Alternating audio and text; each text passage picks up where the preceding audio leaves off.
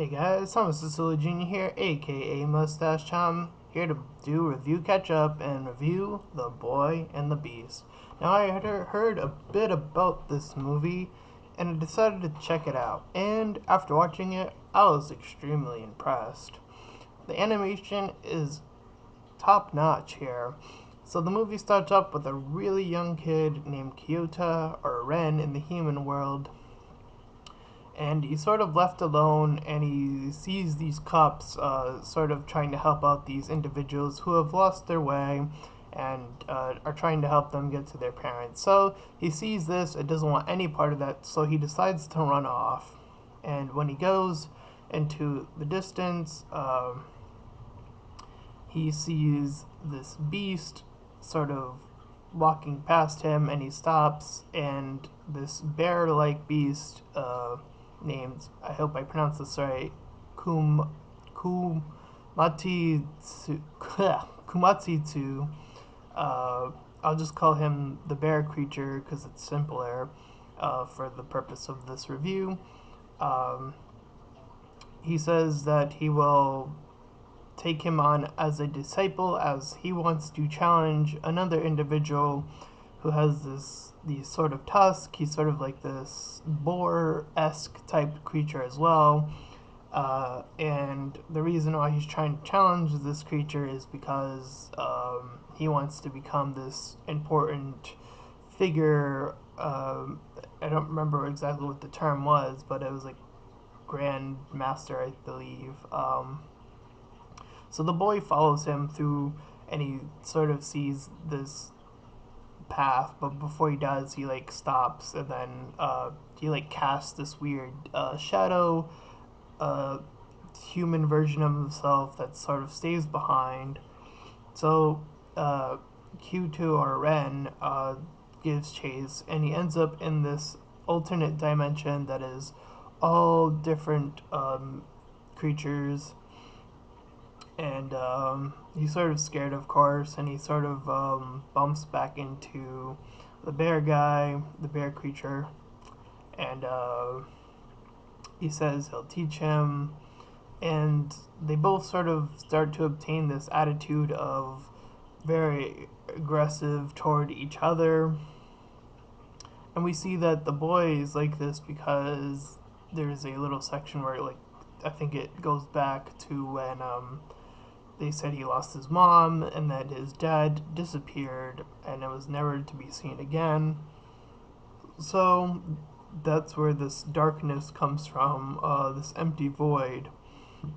So now he's in this alternate world, and he eventually wants to get this monster to train him after seeing him fight the other one, the boar creature. He's like a yellowish type of creature, and after the big match, and the boy realizes that this bear has pretty much no one else to support him. Everyone else is cheering for the other individual, and he says, well, I could train under you, but you're not really that great. And then the sort of bickering between the two is actually really interesting.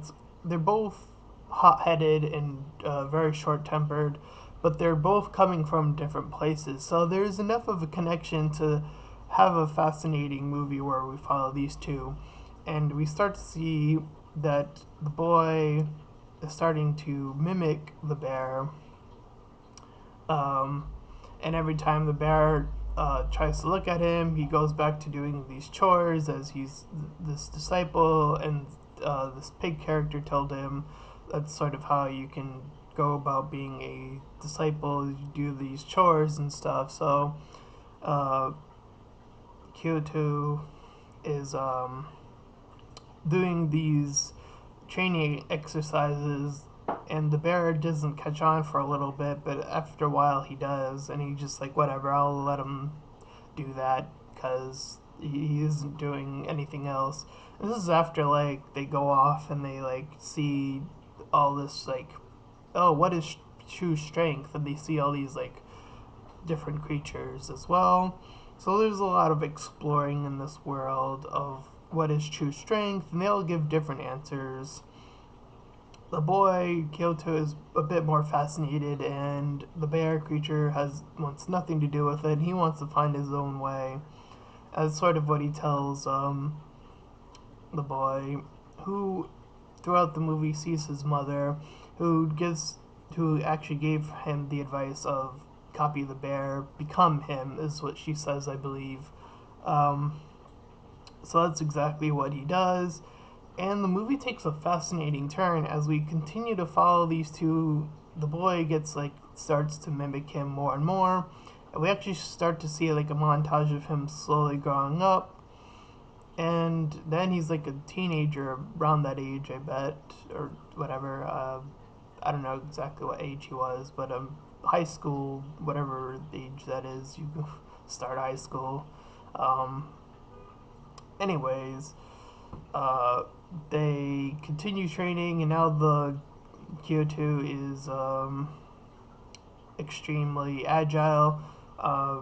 He was able to spot the bear's missteps, and he challenged him at that one point, and now he's sort of like on equal footing.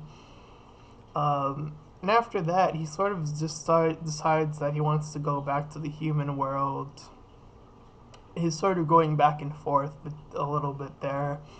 And then he meets this young girl or teenager that I think he has a crush on. It's a little hard to tell, as they never, in the movie at least, they never expand on the romance aspect of this. But there does seem to be a deep friendship between the two characters when she is introduced, as she's teaching him all about the human world and books, and because she's a librarian,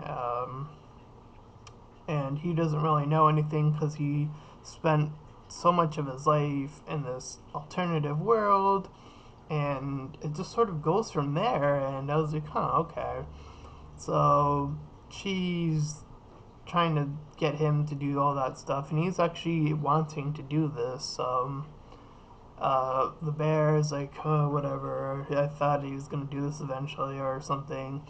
And however much time passes, and then we get he finally returns, and then the bears conveniently sort of, oh, we got the big battle of who's going to be the new Grand Master.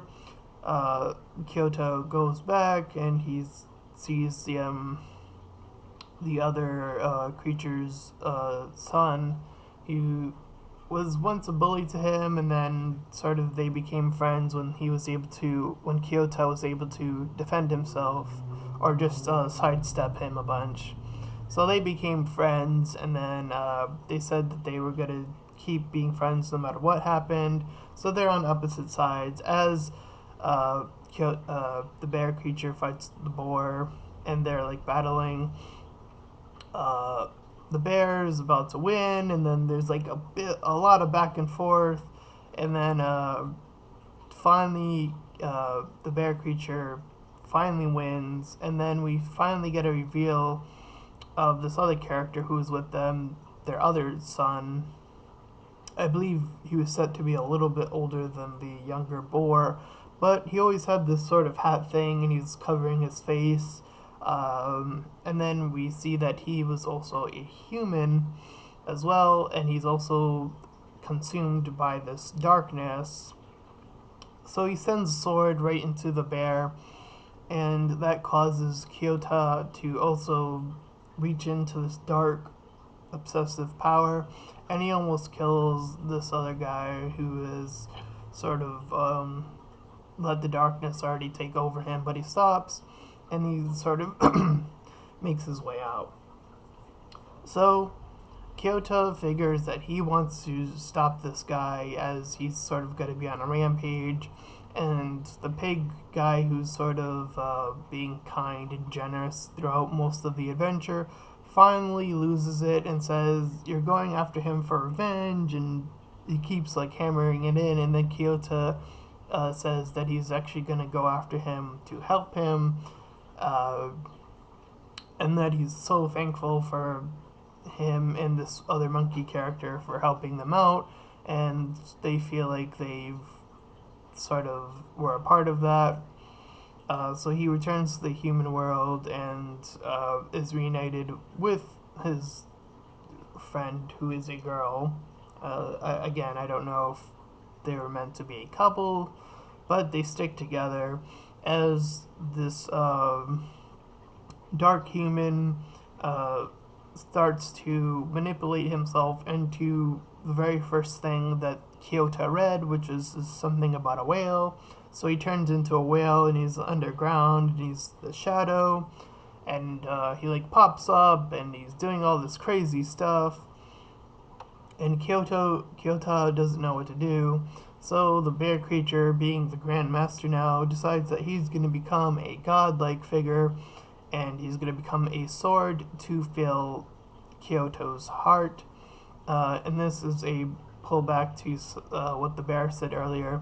He says somewhere in the beginning of their training that there's a heart, like a sword in the heart, um, and that becomes what he wants to be. He wants to fill that empty void that Kyoto was feeling throughout his entire life of, the mother passing away and the father not being there.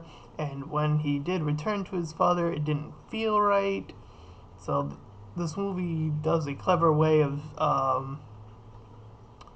showing like this sort of stepfather-esque type story where the bear creature is represented as sort of the stepfather who actually steps in, is trying to do his best to teach this boy a bunch of stuff about fighting and stuff like that. And with this new sword is able to stop the dark human that's sort of the main issue at the later half of the movie, and thus Kyoto is finally able to continue on, and the bear creature is living inside of him from now on, and that's sort of how the movie ends. Um, it's sort of a mix of things. It's a action movie.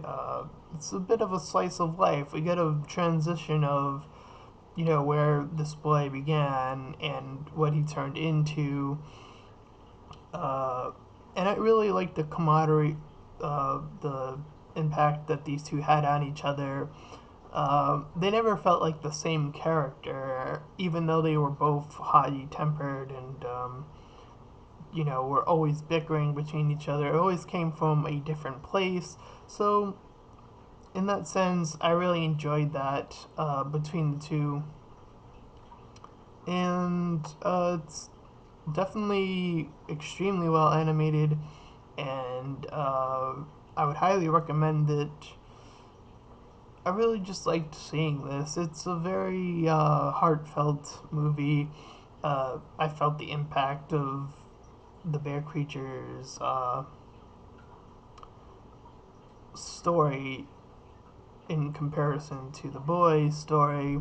So when they connected, it felt right. It felt like that was the void that he needed all along. That he needed someone that was sort of a bit like himself, but not too much. Someone that wouldn't necessarily sympathize with him. That's what the father was trying to do, the real father.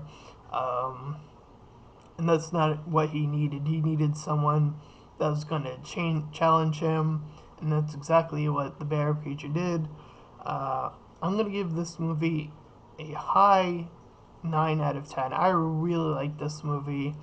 I really like the animation, I really like the voice acting, I really like the pacing, and even when it went into like almost a completely different story, I was completely invested throughout the entire thing. I never really felt bored anywhere in the movie, so there was always something going on, even when it was simplistic. And there were really great visuals. I really liked what they did with the whale at the end there. Uh, like it would splatter water all over the place. It was really cool and visually appealing. Uh, it's just a really nice movie. So I highly recommend it. And with that being said, this has been Thomas Sicily Jr., aka Mustache Tom, and I'll see you guys next time.